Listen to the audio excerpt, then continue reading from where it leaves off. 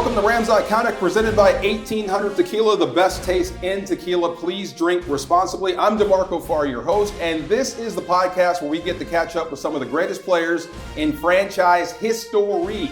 My next guest, 8 seasons in the National Football League, 6 with your Rams, my Rams, our Rams, led the team in tackles 3 times, 500 career tackles, 10 forced fumbles, 51 tackles for loss. Please bring in Pisa Tinoisamoa. What is up, man? Finally caught up with you. Wow, dude. I didn't realize I did all that, but I appreciate it. Come on, you know that stuff. I thought it was pretty productive, but... Dude, you made retirement hard for me. Let me tell you why. Okay, so I came back in 2003. We know all the same people. Went to see the trainers, went to see the coaches, so went to say what's up. So I told Mike Martz, I think I want to play football again. He goes, sit down and watch this. He turns on a tape, and it's you at practice, running around. And he goes, can you keep up with that? And I said, no. He goes, stay in TV. Definitely stay in TV. Then they were monitoring you, and they put a GPS on you. You ran like 7 miles in practice. Wow. Where does this passion come from, man? Man, I didn't know any better. Yeah. So I was trying to find out the way. So that's why I guess I was traveling so much. But, in all honesty, I just loved it. I knew where the ball was going, or I felt like I knew where the ball was going, and I wanted to be there. I played high school running back. So because of that... Wait a minute, you played running back in high school? I played running back. Okay, it was just high school. I watched your highlights. Yeah. I saw all 3 picks. Yeah. You played running back? Really? Come on. Did you forget how to run? No, yeah. Oh, absolutely. Yeah, it's weird, right? When you catch it, they're coming after me now. Right. But at Hawaii, we were running shoot. So it'd been a while, and I already committed to linebacker. So, I forgot a little bit once I got the ball in my hands. So you grew up in Oceanside, and I've been to Oceanside before, and Oceanside has a rep. Like, look, you better be careful. Watch your P's and Q's down there. It's a little bit different. So what was that like? I know in the Bay Area, it's all football. In Texas, it's football crazy. Was Oceanside like that for football as well? Absolutely was. Junior Seau was there. Enough said. But just being in that San Diego area, we're in North County, San Diego, but I mean, you're talking about Ricky Williams, Marcus Allen, Rashaan Salam. San Diego played ball. And so we needed guys who were going to be able to tackle those kind of athletes who were in the city. And so I think it boded well for people like me who had, back then they called it hyperactivity. Yeah, okay. Yeah, they'd be like, oh, that kid's hyper, huh? See, can't you recognize football players and little kids? Born player, right there. Born player. Yes, so that little activity, it was a good outlet for me. And then, the whole family atmosphere with football just kind of made sense. So all those factors, I knew, hey, football, if I stay out of trouble, because like you said, the other side of the tracks, the other choice was, okay, well, you can just try to gangbang. Because at that era, there was some of that kind of going on. You know, the Tupac, the Dre, the Snoop Dogg. So actually, that's why I ended up in Hawaii, because I was getting into a little trouble in high school. Really? See, when we were doing this and they said you were coming, and I'm doing more research, I thought I knew everything about you. I really did. And then I did more research. And there was a little dust up with you, and it said Pisa in trouble. And I'm like, Pisa? In a fight? Right. Nah, couldn't be. But I guess we live and learn. That was when you were in high school. Yeah. So tell me about that. Yeah, in off season, I just didn't have anything better to do with my time, I guess. And like I said, I was hyper. And so I just felt like I needed to do something. And I was getting around the wrong crowd. Yeah. And I thought, all right, I wanted to be popular. I was hanging out with this crew. They seemed like they're cool. And I was trying to I felt like I needed some validity. I don't know why, because I was a good football player, but I wanted to prove I was still kind of street cred strong. And so I was young, I was impressionable, and I didn't want an off season. So for me, it was like, okay, football's not going on right now. Let me go do this. Put in work for the crew. So kind of the same stuff. I mean, living on the edge, football, same thing. I mean, so you were all CIF on both sides of the ball, offense, defense. I mean, you had your whole life ahead of you. Right. And you had offers from everybody, and that still pulled you to that side. Even with your family upbringing, I bet this wasn't going over well with your family. Yeah, you hit it right on the head. Yeah. Not until I got locked up. I was in jail, and I'm sitting there, and I had offers to college, and then they pulled off, and here I am with guys, I mean, who had it hard and didn't have the talent that I did. And I started to realize some things at that point. But Yeah, I didn't want to let my family down, which was really big in our culture. So growing up with guys like Junior Seau, who are a little older, but I knew were from the neighborhood, that went on to the next level, saw how he did it.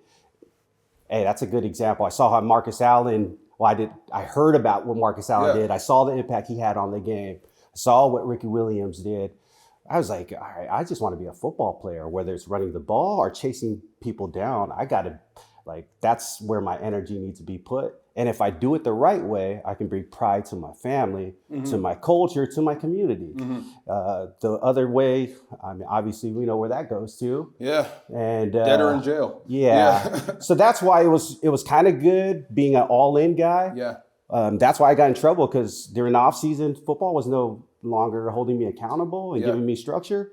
It was the streets that I was running with, and I saw how they did it. So I don't go half anything. It's all so I'm all in, and now I'm getting mixed up, and then I'm thinking, wait, is this what I really want to do in my life? Literally sitting in juvenile hall, like reading my Bible now, getting back to God, thinking all right, just give me one more chance. And that's when that's when Coach Jones, who was coaching Junior Seau at the Chargers, heard about my story, heard about my talent, met my family, met me, then realized, okay, this is a good kid. He met your family. Correct. So this kid is not a bad kid. He's just gone that way. Yes. Oh, okay. That makes sense now. Okay. Correct. And so I was the middle child. I had an older brother who was very talented. He was more the linebacker. He taught me how to tackle, because I didn't want to do it. I wanted to run the ball, man. Get away. Yeah. But he went that route, the gang route. My younger brother, I felt like, okay, I need to step up for him. He was kind of messing around with, because we were close in age. So I was like, dude, I got to do better for my life and for my family. See, I'm the youngest brother. I spent my whole life getting my ass kicked by two big dudes. Yeah. They kept me in line. So I get that there. But June Jones seen something in you, and you go to Hawaii and you turn into a tackling machine. I guess you've already been a tackling machine, but it just seemed like you went to a whole new level in Hawaii. Was it because he gave me a shot, this is my last shot, or what happened in Hawaii where you just went completely bonkers? Absolutely. I couldn't run the ball anymore, so I'm not scoring touchdowns. Yeah. So how do you show you're good on defense? You got to be around the ball. If you're not around the ball, or you can't find the ball, probably not going to be good on defense. June Jones definitely gave me that chance. Funny, because I was a Prop 48, so the grades were kind of bad too, but so that first year I didn't play. The second year I come back, I'm overweight. I'm kind of like dealing with injuries. The end of that. Wait, how much overweight? Dude. What was your weight? I got up to 270. What was your weight supposed to be? I was probably 215, 220. 215, you came in at 270? Yeah. What were you doing? Eating. You guys been to the island.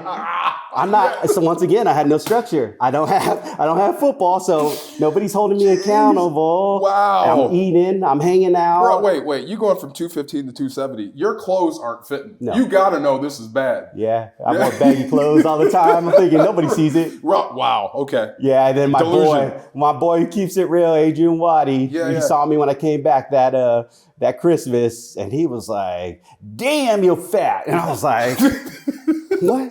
We were really on fight right there. This is my boy. And I'm like, what the heck? That's truth, though. Yeah. Okay. Yeah. But I didn't even listen then. I go back. I lose some weight that season, the summertime, and then I go back, but I'm playing at 250 against LT, who's a senior. LaDainian Tomlinson. You try to catch LaDainian at 250? How bad was that day? It was terrible. I bet. It was he rushed for probably 400 on us that day. Ooh, I got to look up that game. Oh, yeah, please do. Twice. Oh, yeah. So, I know it's there somewhere. Yeah. That's what I think all those kind of made me, obviously, right? Your experiences make you who you are. So June gave me that chance, and I thought, I can't let you down. I can't be overweight. But seeing you, like how I saw you at training camp, you and Spoon running around. I mean, I can't believe you used to be fat. No. Yeah, dude. No. Well, because... But when you get serious, you get, like you said, when you go bad, you go bad all the way. When you go good, you go good all the way. Correct. And that's the guy that I think that I bumped into. You got to tell me something. And I used to call you Mini Junior. Who are you talking to when you played? Every time you made a play, you get up and point at somebody or do something. Who are you talking to? Oh, gosh. Because that's what he did. Yeah. Like, are you looking at people that aren't there? Like, who are you talking to? You know what it is. What is it? Tell me. So people say, oh, PC got good instincts. And I think the instincts I viewed myself as a hunter, right? So if I'm instinctually, I'm trying to get some clues from certain players. So if some people are giving clues, I'm trying to acquire some knowledge. And so I see you. I see you. Told me. Correct. Yeah. Okay. I was probably wrong most of the time, but at least I made them think a little bit, right? No doubt. Trying to slow them down. No doubt. But yeah, definitely Junior emulate. Like I was trying to emulate that because think about it. When as a kid, you're watching football on TV. Then after football's done, you go outside and you play football. You emulate who you want to be. And so Junior was such a huge influence in my life. He did it.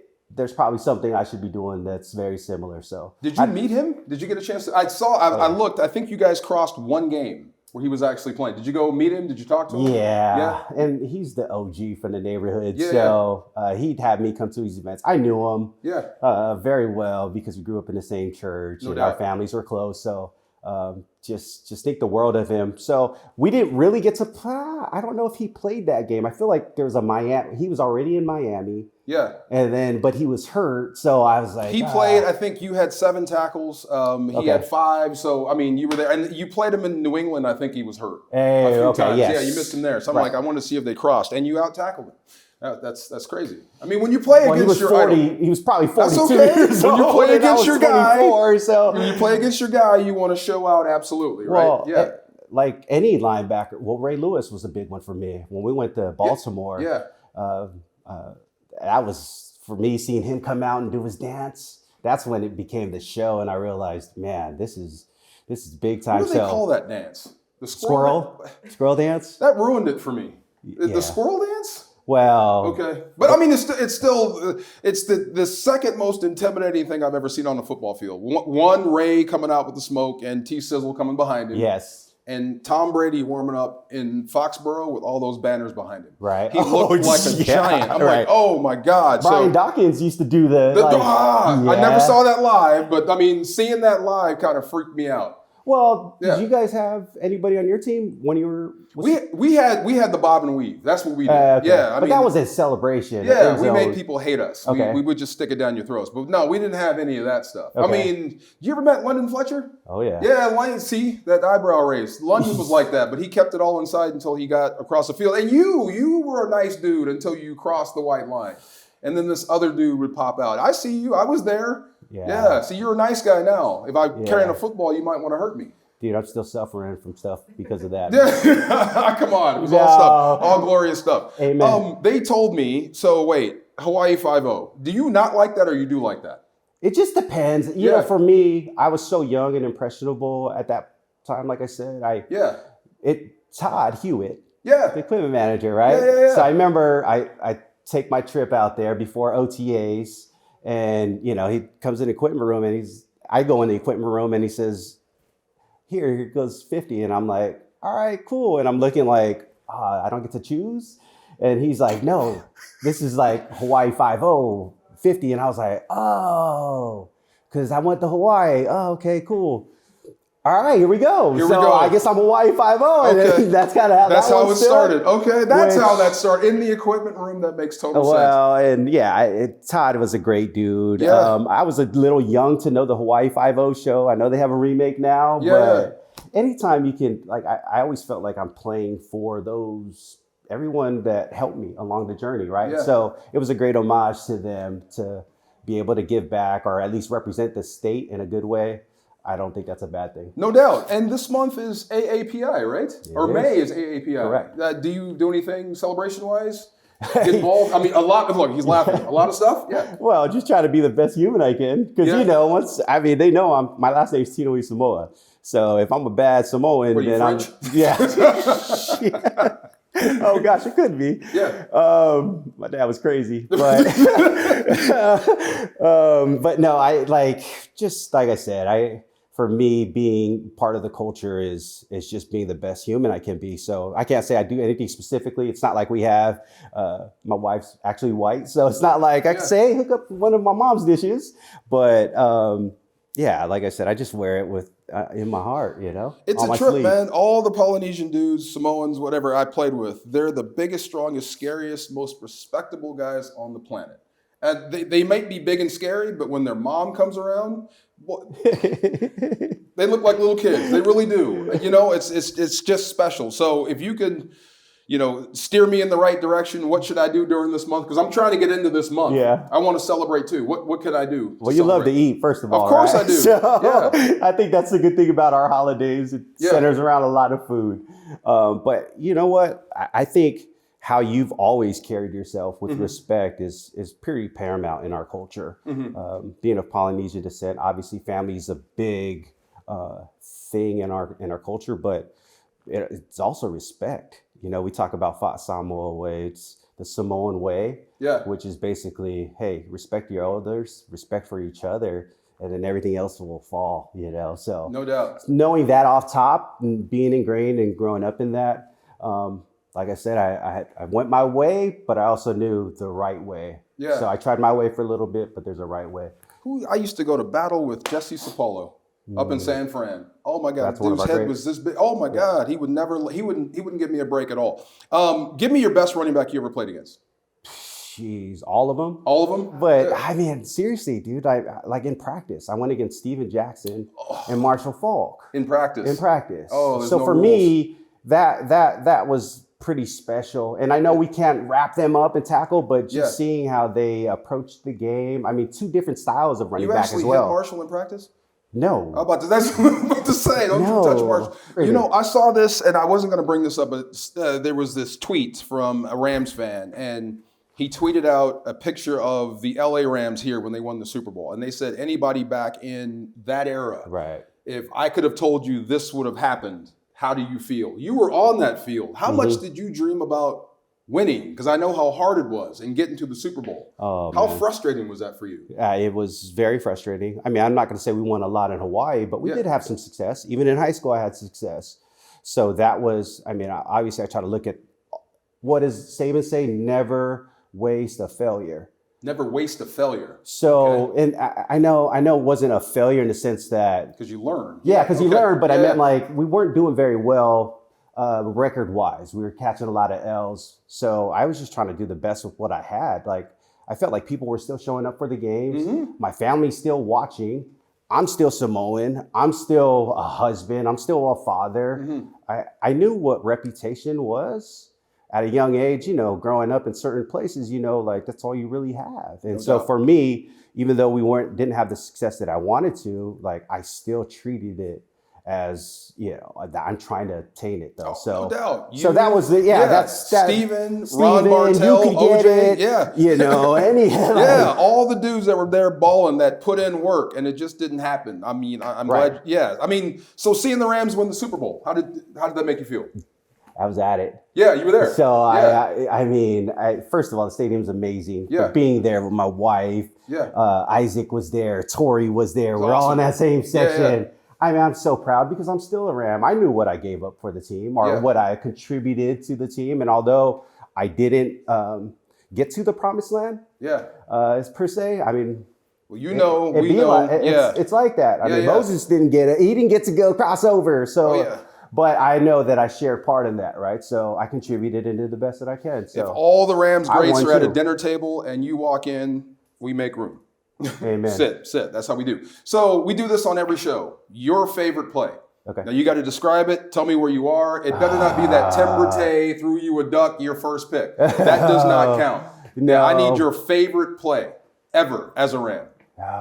Favorite play. I'd have to say it was an interception I got. I didn't return it to the house or anything. Like you said, the running back skills kind of fell off somewhere there. I got it queued up. I was going to show you. But if your wife isn't here, I was going to show you. Go ahead. It was against the Texans, and it was. And we actually won that game in overtime. That's where Fitzpatrick goes ham. That game, I had a pick. So basically, I'm going one way. I tip it back to myself and make this super diving tackle or a diving catch, pick the ball up, get up, tackle like 10 yards later. But it ended up being on a sports trading card. So no way. Yeah, I have that picture on the card. I see you. And for me, I felt like, dude, that was such a pro play. Like if anyone could tip the ball back to themselves full speed and catch it full extended, man, that's pretty special. That's an athlete. Every now and then you got to pat yourself on the back. Like, I just did that. Yeah, in front of all these people. If I take it to the house, I'm probably all pro or, Pro Bowl, but You know? Wow. Who threw it? Do you know? I think it might have been David Carr. Carr. I'm pretty sure it was Carr. Yeah. He threw a lot of them, so okay, unfortunately. I gotta drop it down a half point. It was one of the many. The man fed picks, but you got one. That's awesome. Your highlight tape is so much fun. I had so much fun watching you play. You were so inspiring. Really, I mean, seriously, I told you. I knew I was retired for good when I saw you play. Like, dang, I cannot keep up with this kid here. So that's a wrap on this episode of Rams Iconic, presented by 1800 Tequila, the best taste in tequila. Please drink responsibly. I hope you enjoyed our conversation with Pisa Tinoisamoa. I'm DeMarco Farr, and we'll see you next time.